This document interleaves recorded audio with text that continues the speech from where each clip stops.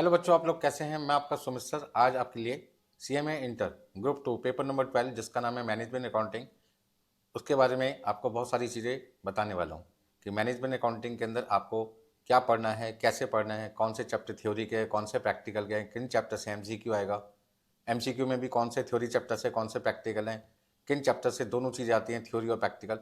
ये सारी चीज़ें आज मैनेजमेंट अकाउंटिंग क्लास नंबर 1 के माध्यम से मैं आपको बताने वाला हूँ। तो सबसे पहले इंस्टीट्यूट ने जो सिलेबस मैनेजमेंट अकाउंटिंग का आपको दिया है 2022 सिलेबस में, उसमें टोटल 10 मॉड्यूल्स हैं, 10 मॉड्यूल हैं। जिसमें पहले मॉड्यूल का नाम है introduction to management accounting, module number 2 का नाम है activity based costing, third module आपके पास है मार्जिनल कॉस्टिंग, फोर्थ है मार्जिनल कॉस्टिंग की एप्लीकेशन, फिफ्थ आपके पास है ट्रांसफर प्राइसिंग, सिक्स आपके पास है स्टैंडर्ड कॉस्टिंग, सेवन्थ है बजटरी कंट्रोल, एट्थ आपके पास है डिविजनल परफॉर्मेंस मेजरमेंट, नाइन्थ आपके पास है रिस्पॉन्सिबिलिटी अकाउंटिंग और टेंथ आपके पास है डिसीजन थ्योरी। इस तरीके से आपका जो 100 नंबर का पेपर है मैनेजमेंट अकाउंटिंग का, इंस्टीट्यूट ने उसे 10 मॉड्यूल में बांट दिया है। अब जो पहला मॉड्यूल है इंट्रोडक्शन टू मैनेजमेंट अकाउंटिंग, उसके अंदर इंस्टीट्यूट ने 3 सब यूनिट बना दी है। Conceptual understanding relationship between management accounting and cost accounting, role of management accountant in modern business world. Next आपके पास है मॉड्यूल नंबर 2, जिसमें आता है एक्टिविटी बेस्ड कॉस्टिंग। और एक्टिविटी बेस्ड कॉस्टिंग के अंदर हमने यहाँ 6 सब यूनिट डिवाइड कर दी हैं। ट्रेडिशनल कॉस्ट सिस्टम क्या होता है, एक्टिविटी बेस्ड कॉस्टिंग का मीनिंग क्या है, उसकी डेफिनेशन क्या है, एबीसी सिस्टम के स्टेप्स क्या हैं, कॉस्ट ड्राइवर या आपके पास जो कॉस्ट पुल है उसका मतलब क्या है, एबीसी के मेरिट्स और डीमेरिट्स क्या हैं, activity based information and decision making. इस तरीके से एक्टिविटी बेस्ड कॉस्टिंग में ये सारी चीज़ें आपको पढ़नी है। नेक्स्ट आपके पास है मॉड्यूल नंबर 3 मार्जिनल कॉस्टिंग, जहाँ पे आपको कॉन्सेप्ट, सीवीपी एनालिसिस मतलब cost volume profit analysis, break even chart है, प्रॉफिट चार्ट है, आपके पास है multiple product break even analysis, differential cost analysis, marginal costing versus absorption costing. मतलब आपके लिए यहाँ पे जो नया पॉइंट आ रहा है वो है marginal costing versus absorption costing.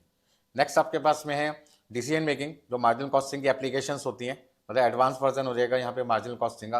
काफ़ी सारे बच्चे ये सोच के बैठे होते हैं कि मार्जिनल कॉस्टिंग तो हमने ग्रुप 1 में कर लिया, हमें ग्रुप 2 में पढ़ने की जरूरत नहीं है। वो गलत फहमी का शिकार होने जा रहे हैं। तो गलत फहमी का शिकार ना हो, सबसे पहले आपको कोर्स को समझना जरूरी है कि मार्जिनल कॉस्टिंग तो पढ़ना ही पढ़ना है, बट उसकी एप्लीकेशंस भी पढ़नी है। यहाँ पे एप्लीकेशंस के अंदर आता है प्राइसिंग डिसीजन, मेक और बाय डिसीजन, एक्सेप्ट और reject an order, limiting factor जिसको हम कहते हैं key factor analysis, replacement decision, evaluation of alternative choices, subcontracting, expansion of business, shut down और कंटिन्यू। नॉर्मली जो हमारे पास में इस चैप्टर से क्वेश्चंस आते हैं वो प्राइसिंग डिसीजन के हो गए, मेक बाय के हो गए, एक्सेप्ट रिजेक्ट हो गया आपका, लिमिटिंग फैक्टर हो गया, शट डाउन कंटिन्यू हो गए। इन पॉइंट में से ज़्यादा क्वेश्चन पूछते हैं।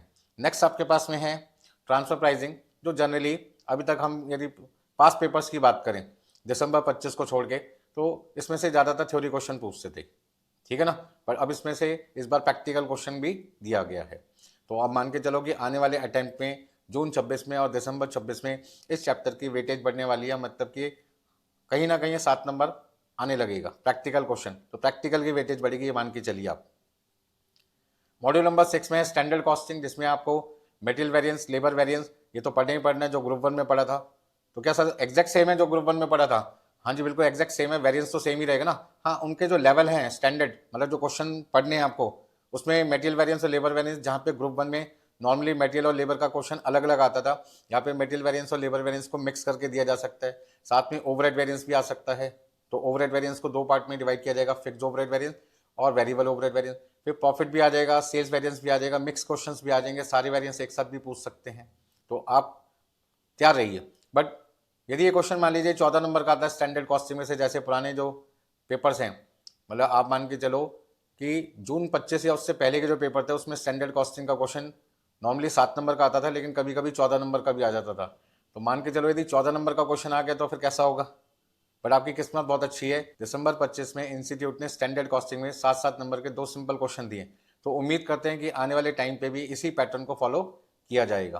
तो यहाँ पे आपके पास में कितने तरीके के वेरिएंस हैं, मटेरियल वेरिएंस, लेबर वेरिएंस, आपके पास में आ गया ओवरहेड वेरिएंस, आपके पास आ गया सेल्स वेरिएंस, आपके पास आ गया प्रॉफिट। कहने को तो 5 हो गए, बट ओवरहेड वेरिएंस में 2 हैं, फिक्स्ड और वेरिएबल। तो आपके पास एक तरीके से मान के चलो 6 वेरिएंस हो गए। नेक्स्ट है बजटरी कंट्रोल। तो जितना बजटरी कंट्रोल आपने ग्रुप 1 में पढ़ा था, मान के चलो उतने ही ग्रुप 2 में भी है, कोई बहुत ज़्यादा एक्स्ट्रा नहीं है। हाँ, लेकिन इंस्टीट्यूट क्या कर रहा था कि जून 25 या उससे पहले के जो एग्जाम थे उसमें बजटरी कंट्रोल में से ज़्यादातर 14 नंबर का क्वेश्चन दे रहे थे, और वो क्वेश्चन का जो साइज था काफ़ी बड़ा साइज होता था नॉर्मल क्वेश्चन के मुकाबले, तो थोड़ा सा हैवी क्वेश्चन हो जाता था। बट अब जो न्यू पैटर्न इन्होंने दिया इस बार दिसंबर 25 में, उसमें बजटरी कंट्रोल के उन्होंने 14 नंबर का ना क्वेश्चन देके 7-7 नंबर के 2 क्वेश्चन उन्होंने दे दिए। यानी नेक्स्ट आपके पास है डिविजनल परफॉर्मेंस मेजरमेंट, जिसमें आपके पास में benefits of decentralisation, DuPont analysis, divisional performance measurement tools में ROI, और आपको यहाँ पे चैप्टर पढ़ना पड़ेगा रेजिडुअल इनकम का। इकोनॉमिक वैल्यू एडेड, ये आपका एक प्रैक्टिकल क्वेश्चन आता है, लर्निंग कर्व में ज़्यादातर प्रैक्टिकल क्वेश्चन आते हैं। बैलेंस स्कोर कार्ड आपका थ्योरी क्वेश्चन है, ठीक है ना। नेक्स्ट आपके पास है मॉड्यूल नंबर 9, जिसका है रिस्पॉन्सिबिलिटी अकाउंटिंग। 100% थ्योरी चैप्टर है, हर बार एक क्वेश्चन थ्योरी का जरूर आता है। मॉड्यूल नंबर 10 जो आपका लास्ट मॉड्यूल है डिसीजन थ्योरी, इसमें से नॉर्मली प्रैक्टिकल क्वेश्चन पूछते हैं, और वो प्रैक्टिकल क्वेश्चन किसमें से पूछते हैं 10.3 मतलब डिसीजन मेकिंग अंडर अनसर्टेनिटी, या फिर डिसीजन ट्री का क्वेश्चन पूछते हैं, ठीक है ना। तो इस तरीके से आपके जो 10 मॉड्यूल हैं उनमें से क्या क्या आएगा वो सारी चीज़ें अभी हम डिस्कस करेंगे। अभी सिर्फ मैंने आपको क्या बताया कि हमारा जो इंस्टीट्यूट है ICAMI, उन्होंने हमारे मैनेजमेंट अकाउंटिंग सिलेबस को 10 मॉड्यूल में डिवाइड किया, और 10 मॉड्यूल में क्या क्या चीज़ें आपके पास हैं वो सारी चीज़ें मैंने आपको बताई हैं। नेक्स्ट आपके पास में आता है कि सर जो बुक आप हमें प्रोवाइड करोगे वो किस तरीके की बुक मिलेगी हमें। तो जो स्टूडेंट हमसे क्लास परचेज करता है मैनेजमेंट अकाउंटिंग की, हम उसे जो बुक प्रोवाइड करेंगे उसमें इंडेक्स मैंने यहाँ पे दे रखा है। कहने के लिए 10 मॉड्यूल है, लेकिन मॉड्यूल में चैप्टर्स बहुत सारे बन जाते हैं। पहला आपके पास आ गया इंट्रोडक्शन टू मैनेजमेंट अकाउंटिंग, फिर एक्टिविटी बेस्ड कॉस्टिंग, फिर मार्जिनल कॉस्टिंग। फिर मार्जिनल कॉस्टिंग में मैंने यहाँ पे क्या लिखा हुआ है, advance level of marginal costing.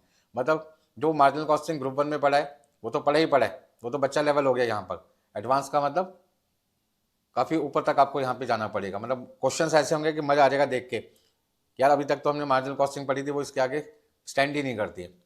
Next है marginal costing versus absorption costing, फिर decision making, transfer pricing, standard costing. Standard costing में जितना पढ़ा वो तो पढ़ने ही पढ़ने, कुछ मैंने और अच्छे क्वेश्चंस भी आपके लिए यहाँ पे अलग से लिखे हुए हैं, extra questions of standard costing के नाम से। फिर बजटरी कंट्रोल, जितना आपने ग्रुप 1 में पढ़ा वो तो है ही, कुछ उससे ऊपर भी भाई। अब मैनेजमेंट अकाउंटेंट आप यदि बनना चाहते हैं तो ऑब्वियस है कि आपका जो लेवल है धीरे धीरे क्या होता जाएगा, इंक्रीज होता जाएगा। तो यहाँ पर भी मैंने बजटरी कंट्रोल जितना आपने ग्रुप 1 में पढ़ा वो तो पढ़ेंगे ही पढ़ेंगे उतना तो, बट उसके आगे भी बहुत कुछ पढ़ने को मिलेगा आपको। तो यहाँ पे advance level of budgetary control भी मिलेगा आपको पढ़ने के लिए। लर्निंग का फिर डिसेंट्रलाइजेशन थ्योरी चैप्टर है, do point analysis normally theory chapter है।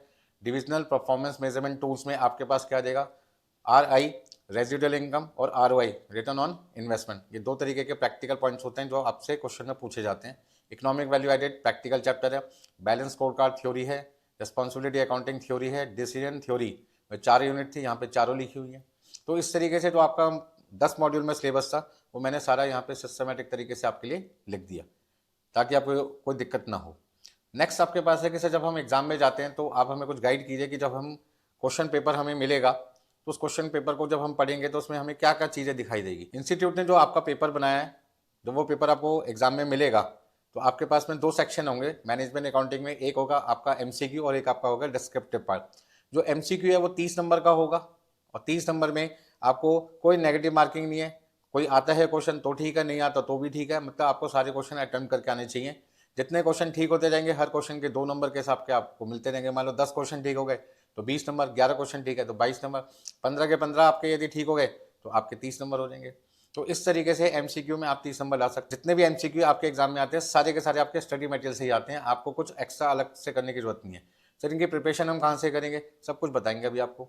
नेक्स्ट आपके पास है सेक्शन B, जिसको हम कहते हैं डिस्क्रिप्टिव पार्ट, जो आपका 70 नंबर का है। इसमें आपको 14 नंबर इंटू 5 70 नंबर का पेपर करना है। कितने क्वेश्चन मिलते हैं आपको डिस्क्रिप्टिव पार्ट में, क्वेश्चन नंबर 2 से लेकर क्वेश्चन नंबर 8 तक 7 क्वेश्चंस होते हैं, और उनमें से केवल आपको 5 क्वेश्चंस करने होते हैं। हर क्वेश्चन 14 नंबर का होता है, जिसमें 2 सेक्शन होते हैं 7-7 नंबर के, ठीक है ना। तो आगे देखिए, attempt any 5 out of 7 question. अब यहाँ पे ध्यान दीजिए, जो क्वेश्चन नंबर 3 है, ठीक है ना, और क्वेश्चन नंबर जो 5 है, question number 3 and question number 5 जो जून 25 या उससे पहले वाले अटेम्प्ट होते थे उसमें क्वेश्चन नंबर जो 3 था वो नॉर्मली 14 नंबर का आया करता था। लेकिन दिसंबर 25 ऑनवर्ड से इंस्टीट्यूट ने यहाँ पर 14 नंबर को 2 पार्ट में स्प्लिट कर दिया 7-7 नंबर में। इसी तरीके से क्वेश्चन नंबर जो 5 है ये भी 14 नंबर का आया करता था, लेकिन इस बार से उन्होंने इसको भी 7-7 नंबर का कर दिया। तो मतलब आपकी किस्मत खुल गई, जहाँ 14-14 नंबर के 2 क्वेश्चन आते रहे बच्चों के लिए मुश्किल होती थी, मैनेजमेंट अकाउंटिंग डिफिकल्ट सब्जेक्ट बन जाता था। अब उन इंस्टीट्यूट ने आपका भला किया और 14 नंबर के एक क्वेश्चन को उन्होंने 7-7 नंबर के 2 क्वेश्चन कर दिया। नंबर ऑफ क्वेश्चन बढ़ गए करने के लिए, लेकिन आप मान के चलो जहां 14 नंबर का पूरा ही क्वेश्चन नहीं आता था, 0 हो जाते थे आपके, अब आपको 7-7 के 2 मिल रहे हैं। यदि एक पार्ट भी आता है तो भी आपके 7 नंबर तो आ ही जाते हैं। हाँ जी, जो बच्चे मैनेजमेंट अकाउंटिंग का एग्जाम जून 26 में या दिसंबर 26 में देने जा रहे हैं, उनको मैं बताना चाहता हूँ इस स्ट्रैटेजी के हिसाब से कि यहाँ पर क्वेश्चन नंबर 2A में कौन सा प्रैक्टिकल कौन सा थ्योरी क्वेश्चन आएगा। तो पता लगा कि भाई 2A में हमेशा इंट्रोडक्शन टू मैनेजमेंट अकाउंटिंग का थ्योरी क्वेश्चन आएगा, 2B एक्टिविटी बेस्ड कॉस्टिंग का प्रैक्टिकल क्वेश्चन आएगा, 3A में आपका मार्जिनल कॉस्टिंग जो डिसीजन मेकिंग वाला पार्ट है वो आएगा, 3B में ट्रांसफर प्राइसिंग का एक क्वेश्चन 7 नंबर का आएगा, 4A में मार्जिनल कॉस्टिंग, 4B में मार्जिनल कॉस्टिंग की एप्लीकेशन से क्वेश्चन आएगा 7 नंबर का, 5A में बजटरी कंट्रोल का अब तक 14 नंबर का क्वेश्चन आता था। इस बार इंस्टीट्यूट ने क्या किया कि 5 में दोनों क्वेश्चन स्टैंडर्ड कॉस्टिंग के दे दिए 7-7 नंबर के। तो इस बार जो नया चेंज आया वो ये आया कि आपका जो क्वेश्चन नंबर 3 है और क्वेश्चन नंबर जो आपके पास 5 है, जो 14-14 नंबर के होते थे, वो इस बार इंस्टीट्यूट ने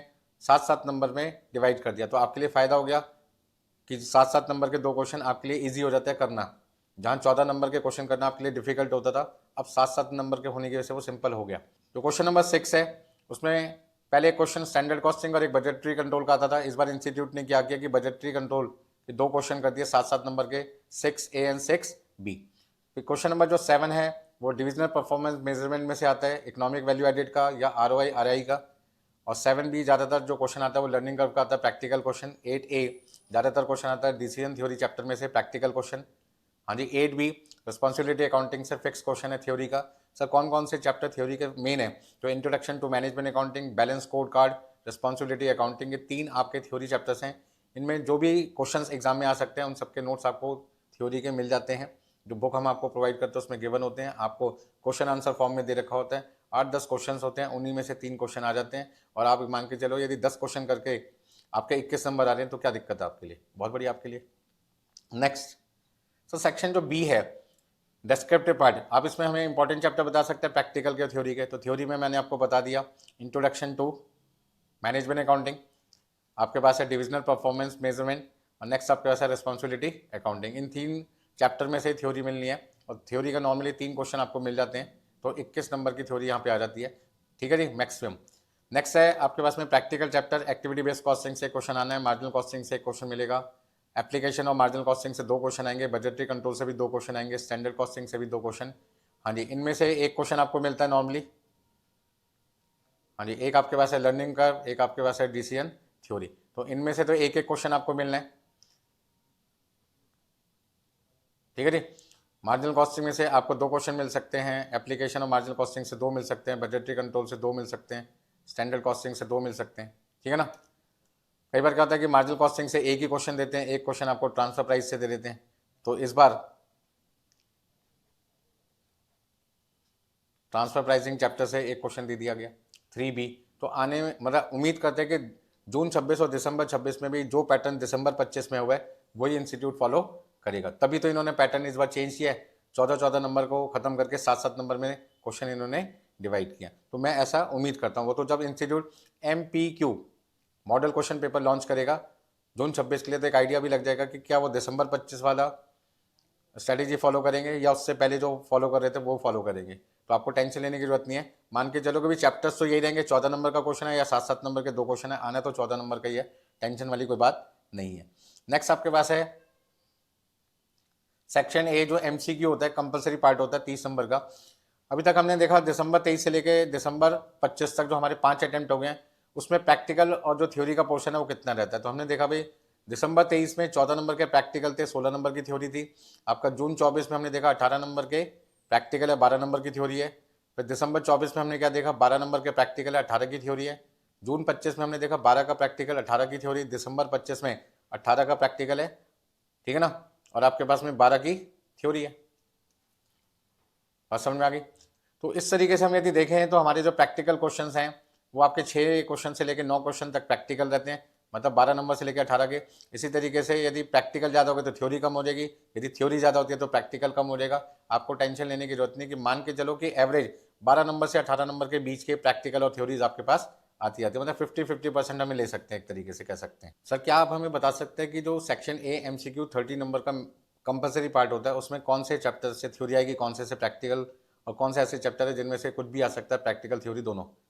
और आप हमें ये भी बता सकते हैं कि सर किस चैप्टर से ज़्यादा क्वेश्चन आते हैं, किससे कम। बिल्कुल, ये जो एनालिसिस आपके लिए मैंने बनाई है, काफ़ी टाइम लगाया मैंने आपके लिए, और पेपर को पूरा समझा कि यार किस में से प्रैक्टिकल, किस में से थ्योरी आती है। तो हमने देखा इंट्रोडक्शन टू जो मैनेजमेंट अकाउंटिंग है उसमें जनरली क्या आता है, थ्योरी का क्वेश्चन आता है 2 नंबर का। एक्टिविटी बेस्ड कॉस्टिंग से आपके 4 नंबर तक के MCQ आ सकते हैं, एक प्रैक्टिकल एक थ्योरी, या दोनों प्रैक्टिकल। मार्जिनल कॉस्टिंग से 4 नंबर से लेकर 8 नंबर तक के MCQ आते हैं जिसमें प्रैक्टिकल थ्योरी दोनों हो सकते हैं। डिसीजन मेकिंग में नॉर्मली 4 नंबर तक के आपके प्रैक्टिकल आ सकते हैं। ट्रांसफर प्राइसिंग में आपका प्रैक्टिकल आ सकता है 2 नंबर का। स्टैंडर्ड कॉस्टिंग में 4 नंबर तक के आपके MCQ आ सकते हैं, प्रैक्टिकल भी थ्योरी भी। बजटरी कंट्रोल में 6 नंबर तक के MCQ आ सकते हैं, प्रैक्टिकल भी थ्योरी भी। डिविजनल परफॉर्मेंस मेजरमेंट में 6 नंबर से 8 नंबर के नॉर्मली थ्योरी क्वेश्चन आते हैं। रिस्पॉन्सिबिलिटी अकाउंटिंग में थ्योरी क्वेश्चन आते हैं 4 नंबर तक के। DCN थ्योरी में आपका 6 नंबर तक के थ्योरी क्वेश्चन पूछते हैं। अब सर किसको A कैटेगरी माने, किसको B, किसको C? तो हमने देखा भाई जिन चैप्टर में 6 नंबर तक या उससे ज़्यादा के क्वेश्चंस आते हैं MCQ, हमने उनको A कैटेगरी दे दी। तो ये A कैटेगरी हो गई।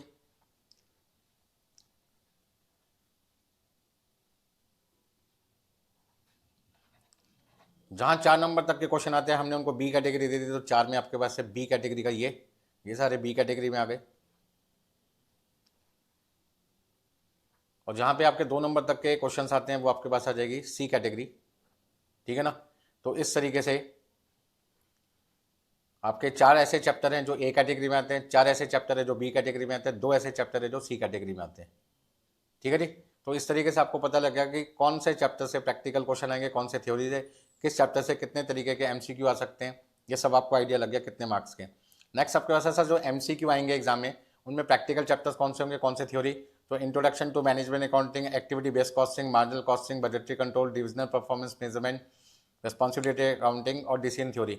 इनमें से तो थ्योरी MCQ आते हैं। जो आपके पास बाकी जो चैप्टर्स बचे हैं, activity based costing, marginal application और marginal costing, standard costing, budgetary control, ROI, residual income, economic value added, learning curve, decision theory, ये जो आपके 10 चैप्टर हैं। ठीक है ना? आप इसमें एक और ऐड करो, ट्रांसफर प्राइस। ठीक है ना? इसमें भी आपका प्रैक्टिकल क्वेश्चन कवर हो सकता है। अभी तक दिया नहीं है लेकिन हो सकता है। तो यहाँ पे नॉर्मली मैं बात कर रहा हूँ इंपॉर्टेंट चैप्टर्स की। चलिए इस तरीके से आपका MCQ कहाँ से आएगा, कहाँ से प्रैक्टिकल, कहाँ से थ्योरी, ये सारी चीज़ें मैंने आपके लिए डिस्कस की।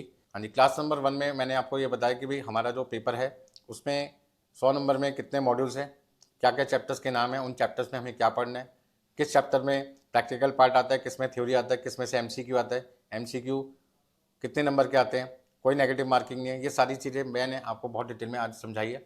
और इस एनालिसिस से हमें ये भी पता चलता है कि कौन सा क्वेश्चन हमें करना है, कौन सा नहीं करना।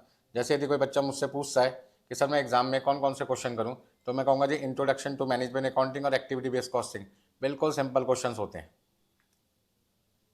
ठीक है ना? तो आप क्वेश्चन नंबर 2 जरूर करें। फिर आपके पास है मार्जिनल कॉस्टिंग की एप्लीकेशंस और ट्रांसफर प्राइसिंग। तो ट्रांसफर प्राइसिंग बिल्कुल सिंपल चैप्टर होता है। आप 3A और 3B में जो मार्जिनल कॉस्टिंग की एप्लीकेशन है वो थोड़ी सी हैवी हो जाती है क्योंकि उसमें काफ़ी मेहनत करनी पड़ती है, बहुत सारी वैरायटी के क्वेश्चन होते हैं। बट ट्रांसफर प्राइसिंग में लिमिटेड वैरायटी होती है, ज़्यादा वैरायटी नहीं होती, तो आप आराम से कर सकते हैं इंटर लेवल पे। तो हाँ, फाइनल लेवल पे तो एक अच्छा खासा चैप्टर है ट्रांसफर प्राइसिंग। 4A में फिर मार्जिनल कॉस्टिंग आ गया, एप्लीकेशन और मार्जिनल कॉस्टिंग आ गया। तो आप यहाँ पे 3 क्वेश्चन अटैम्प्ट कर सकते हैं। हाँ जी, 4 में मार्जिनल कॉस्टिंग और एप्लीकेशन और मार्जिनल कॉस्टिंग है। तो यदि किसी को मार्जिनल कॉस्टिंग आसान लगती है तो उसकी एप्लीकेशन भी आसान लगेगी।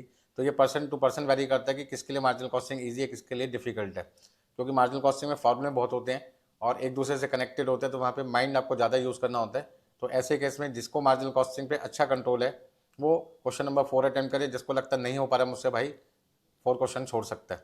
हाँ जी, बजटरी कंट्रोल और स्टैंडर्ड कॉस्टिंग। तो अब आपका जो न्यू पैटर्न है दिसंबर 25 ऑनवर्ड से हम क्या देख रहे हैं कि आपका जो क्वेश्चन नंबर 5A और 5B है वो दोनों स्टैंडर्ड कॉस्टिंग से आ रहा है। बिल्कुल सिंपल क्वेश्चन है, आप इसको अटेम्प्ट करें। हाँ जी, बजटरी कंट्रोल के 2 क्वेश्चन हो गए, 6A 6B, आप इसको आसानी से कर सकते हैं।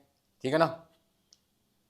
नेक्स्ट आपके पास में है economic value added, ROI RI, learning curve. तो यदि किसी को लगता है कि लर्निंग कर्व की जो कैलकुलेशन है उसके लिए डिफिकल्ट है तो वो उसे छोड़ सकता है। यदि उसको लगता है उसकी कैलकुलेशन करना उसके लिए आसान है तो क्वेश्चन नंबर 7 अटेम्प्ट करें। ठीक है जी? Question number 8 decision theory, simple question आता है। रिस्पॉन्सिबिलिटी अकाउंटिंग के 4-5 क्वेश्चन होते हैं थ्योरी के, उन्हीं में से एक क्वेश्चन आना है। तो आप यहाँ पर 7 और 8 में कोई एक क्वेश्चन ले सकते हैं, ये आपकी चॉइस के ऊपर होगा, डिपेंड करता है एग्जाम में कि आपके लिए कौन सा चैप्टर आपको ईजी लग रहा है, उसके हिसाब से करें। मतलब एग्जाम में जब आप जाएंगे, क्वेश्चन पेपर आपके सामने होगा, क्या सिचुएशन होगी, कौन से चैप्टर आपको आते होंगे, कौन से नहीं आते, कौन से चैप्टर की प्रिपरेशन करके गए हैं, ये सब उस समय डिसाइड किया जाएगा कि यार कौन सा क्वेश्चन मुझे करना है, कौन सा मुझे नहीं करना। चलिए फिर मिलते हैं आपसे। तो आज की क्लास में क्या क्या पॉइंट मैंने डिस्कस किया वो मैंने बता दिया। अगली क्लास में मैं इंट्रोडक्शन टू मैनेजमेंट अकाउंटिंग, जो क्लास नंबर 2 होगी, उसमें इंट्रोडक्शन टू मैनेजमेंट अकाउंटिंग के बारे में आपको बताऊंगा। फिर मिलते हैं आपसे।